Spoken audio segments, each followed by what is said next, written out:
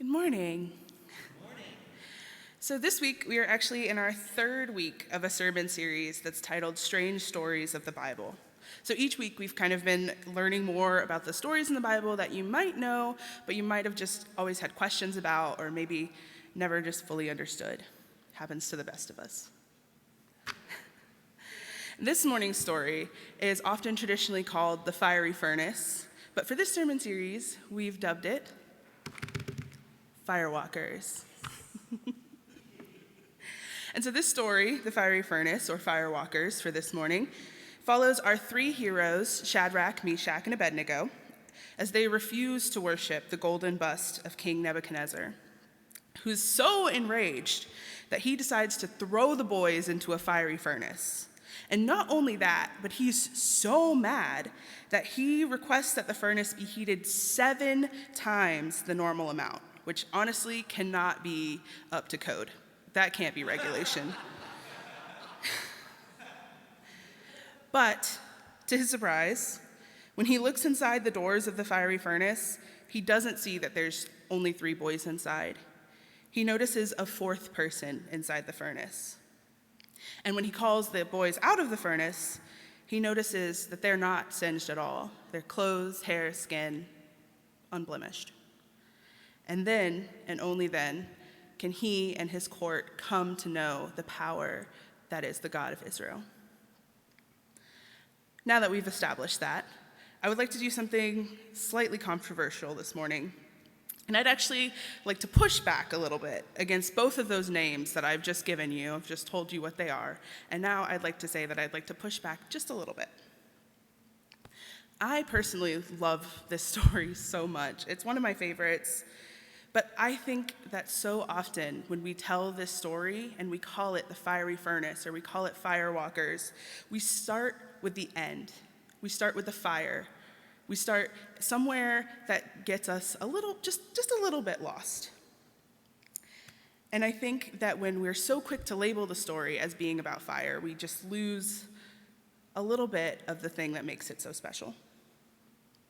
So while both fire and the fiery furnace are huge elements of the story, or perhaps one could even call them essential characters in this morning's story, I think perhaps instead we should call it, maybe, the story of Shadrach, Meshach, and Abednego, which is a good title. I mean, it tells you who it's about. But I don't think that quite hits at the true strangeness of the story either. Because even though these boys are our main characters, they're our heroes, it's not only their faith, their remarkable and miraculous faith, that makes this story so amazing. So I don't think that name would work. So I guess the only hero left in the story to name it after would be the 4th man in the fire, which is a great title, very mysterious. And so our mysterious 4th man in the fire is the being who braves the flames in order to see that Shadrach, Meshach, and Abednego are safely through their trial. This being protects our heroes and delivers them out of the fire.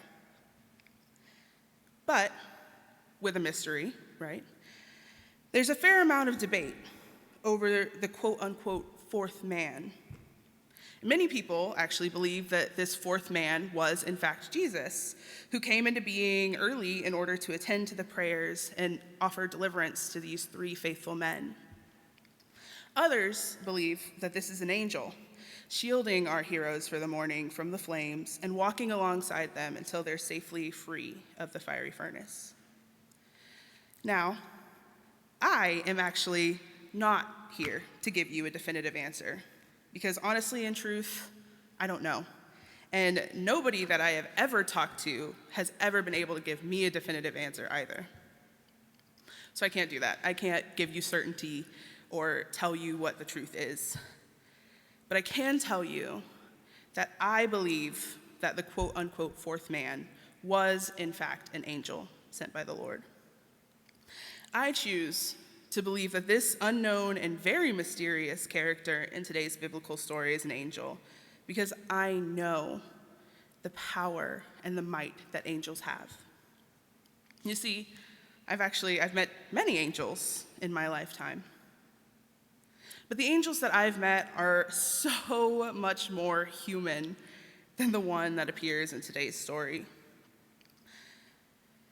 However, like the angels that saved Shadrach, Meshach, and Abednego, the angels that I have met are willing to brave the flames of the fiery furnace in order to journey with me. As a chaplain intern at the Metro Regional Youth Detention Center, of which I have been an intern for 2 years, I come face to face with the worst of humanity every day. I have been forced to wrestle with the laws of a country that bring out the most unethical and the most diabolical facets of human nature. The sort of inhumanity that creates a system that only serves the purpose of putting children, living, breathing human children, into cages. And the sort of system that tells them that it is their fault for being there and not the fault of a system that profits on their incarceration. And there are days, dear Lord, there are days that I can't cope with the weight of this information. I can't cope with the weight of this knowledge, the weight of the collective apathy that I see internalized through the mind of these children. And on those days, I pray. I pray and I ask God to heal the kind of broken world that creates these very systems in order to profit. And on those days, those are the very days that God sends an angel. Now, these angels often come dressed in the forms of the youth at the detention center. They're all ordinary people, as far as I know. And all of these ordinary people are people that are willing to walk with me through the flames, and they allow me to walk with them in turn. But crawling up from those flames together, arm in arm, the way that we are, we certainly do not resemble the biblical account of the angel in this morning's story. More likely, we're the definition of bitter, broken, blind humanity, helping each other crawl out of the flames in the same way that Shadrach, Meshach, and Abednego likely offered each other a hand up when climbing out of their own fiery furnace. Bitter, broken, blind humanity. Yeah, but nonetheless divine from it. You see, there's such a sense of divinity buried in the type of community that it takes to know that we're unable to climb from the furnace alone, but together we can create miracles. For instance, I never knew that prayer could be as genuine and as fervent as a prayer that spilled from the mouth of a youth that told me he didn't know how to pray. That's a miracle. I've never felt hope as deep and as true as the hope that's filled the room of a youth that has been given a second chance at life. That's a miracle. And I have never felt grace as amazing as the grace of a room full of youth. These youth that understand the meaning of the word in ways that I never could. That is a miracle. I believe firmly and with all of my conviction that Shadrach, Meshach, and Abednego were visited by an angel while they were in the fiery furnace. Because I know that angels are the messengers of a God that hears. They come from a God who listens, and they are the product of a God who acts on our behalf. In the same way, the very same way that the God in the Hebrew Bible acted for Shadrach, Meshach, and Abednego, sparing them from the flames of the fiery furnace, that is the very same way that our God acts now. We're not abandoned or alone, even though sometimes the world is dark. We don't have to fight battles or light the way by ourselves. Our God sends us angels every single day. I mean, how many times have you found yourself swallowed by the flames of your own fiery furnace, feeling the flames bite at you, fighting maybe your own King Nebuchadnezzar that nobody else can even see, and then suddenly an angel appears to walk alongside you? How often have you felt those flames only to receive a life-saving kindness?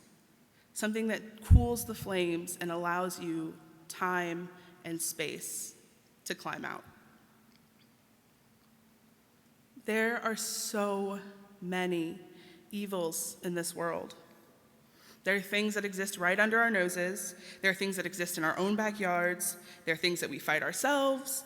And there's even things that are just too big for one person to fight for themselves. And in those moments, God sends us angels to quell the heat of the fiery furnace and to show us that even though our situation may seem dire, it only takes one being, one person, to bring us through. And friends, during those times when you may see someone melting under the heat, trapped in their own fiery furnace, how long will it take you to realize that it's entirely possible that you are an angel too? Amen.